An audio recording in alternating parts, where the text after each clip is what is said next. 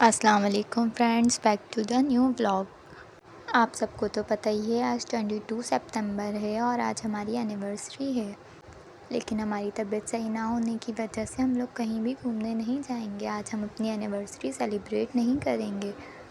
Thank you so much सबका, specially मेरी नंदों का जिन्होंने मुझे इतने प्यार से विश किया और मेरी एनिवर्सरी याद रखी। आज हम लोग कहीं घूमने तो नहीं गए, लेकिन फिर भी दिन बहुत बिजी था। चलें तो मैं आपको दिखाती हूँ आज मेरा दिन कैसे बिजी गया। व्लॉग की तरफ आने से पहले चैनल को सब्सक्राइब करें, वीडियो को लाइक और शेयर करें, बेल आइकन प्रेस करना नहीं भूलिएगा। वैसे तो हमने 8 सितंबर जिस दिन हमारा निकाह हुआ था उस दिन हमने सेलिब्रेट कर ही लिया था। हम लोग बाहर चले ही गए थे घूमने। हम दोनों की तबीयत ठीक होगी तो एनिवर्सरी तो फिर सेलिब्रेट हो जाए। चलते हैं अपनी डेली रूटीन की तरफ। मैंने नाश्ता वगैरह किया। नाश्ते के बाद मैंने किचन की सफाई करी और किचन की सफाई से फ्री हुई तो अम्मी ने सालन बनाया हुआ था। फिर मैंने अपने कपड़े निकाले के प्रेस करने लगी। फिर मैं चली गई रोटियां बनाने और मैंने फ़ायज़ा से कहा कि तुम मेरा सूट प्रेस कर दोगी। तो देखें फ़ायज़ा मेरा सूट प्रेस कर रही है। वैसे भी फ़ायज़ा मेरी बहुत हेल्प करती है काम में।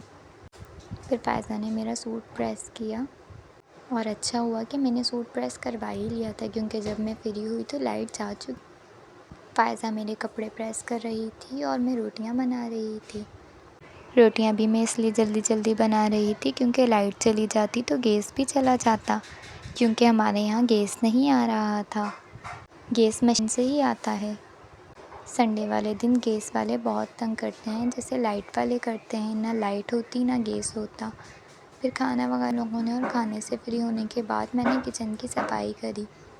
किचन की सफाई से फ्री हुई तो इन्होंने कहा कि अम्मी बुला रही हैं हमें। अम्मी की कॉल आई थी। फिर ये और मैं दोनों चले गए अम्मी के घर।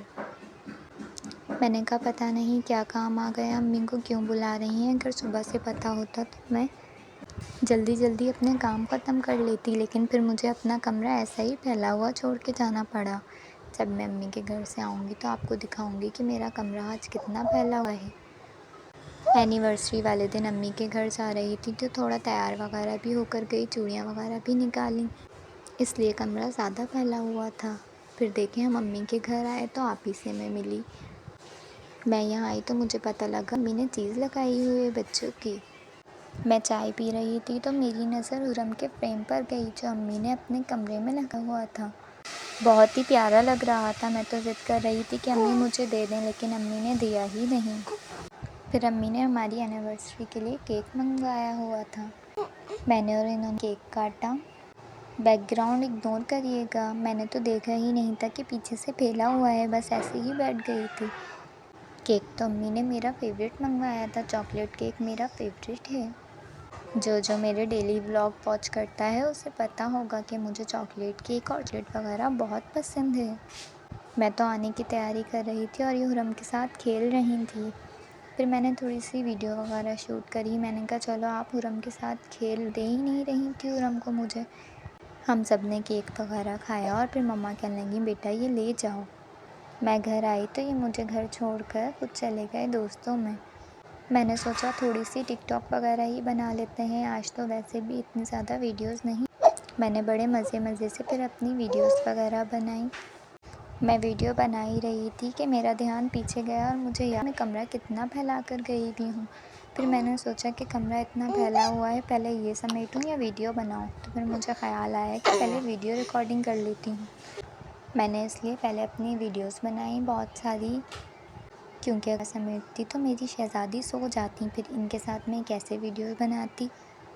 उसके बाद फिर मैंने सफाई वगैरह करी और मैं सफाई से फ्री हुई तो अम्मी ने पिज़्ज़ा मंगाया और पिज़्ज़ा बहुत टेस्टी था। थैंक यू सो मच अम्मी।